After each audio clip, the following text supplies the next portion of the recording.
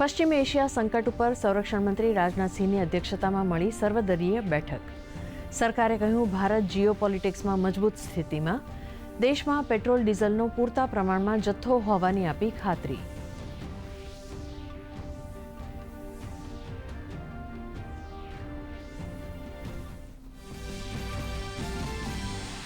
દેશમાં ઇંધણનો પુરવઠો સામાન્ય રીતે ચાલુ. પેટ્રોલ અને ડીઝલની કિંમતમાં કોઈ પણ વધારો ન કરાયો હોવાની કેન્દ્ર સરકારની સ્પષ્ટતા. નવા 2.5 લાખ એલપીજી કનેક્શન્સ અપાયા, તો એલપીજી સંગ્રહખોરી અને કાળાબજારી સામે દેશભરમાં દરોડા.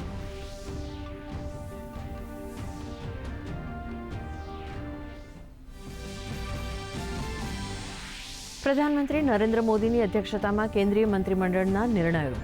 ઇમિગ્રેશન, વિઝા, વિદેશી નોંધણી અને દેખરેખ યોજના 2031 સુધી લંબાવવા અપાઈ મંજૂરી.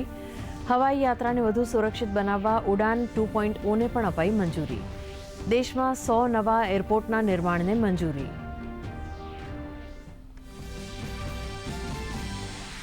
લોકસભામાં નાણાકીય વિધેયક 2026 પસાર. વિધેયક ઉપર ચર્ચાના જવાબમાં નાણામંત્રી નિર્મલા સીતારમણે એમએસએમઈ, ખેડૂતો અને સહકારી સમિતિને મજબૂત બનાવવા પર મૂક્યો ભાર. કહ્યું, સંકલ્પ અને પ્રતિબદ્ધતા સાથે ભારત રિફોર્મ એક્સપ્રેસ સવાર.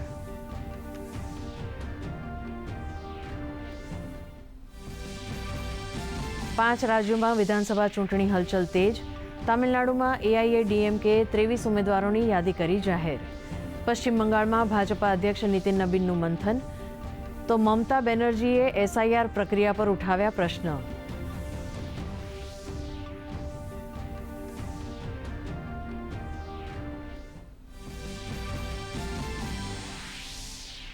ઈરાન ઇઝરાયલ વચ્ચે ભારે સંઘર્ષ. ઇઝરાયલે ઈરાન પર ફેંક્યા 15,000થી વધુ બોમ્બ. ઈરાનની પણ જવાબી કાર્યવાહી કરી વધુ તેજ. અમેરિકી એરક્રાફ્ટ કેરિયર અબ્રાહમ લિંકનને નિશાન બનાવ્યું હોવાનો દાવો. અમેરિકાની વધુ 1,000 સૈનિક તૈનાત કરવાની તૈયારી.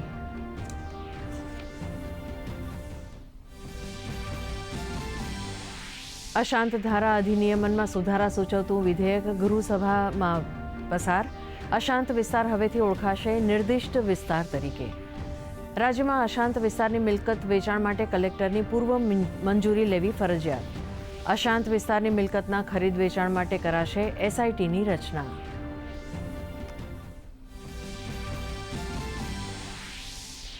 ગુજરાત વિધાનસભાના બજેટ સત્રના અંતિમ દિવસે કેગનો રિપોર્ટ જાહેર. ગુજરાતનું જાહેર દેવું 3,80,000 કરોડ. બજેટ સત્ર દરમિયાન યુસીસી સહિત 9 વિધેયક થયા પ્રસાર. પ્રવક્તા મંત્રી જીતુ વાઘાણીએ ગૃહની કામગીરી અંગે આપી માહિતી.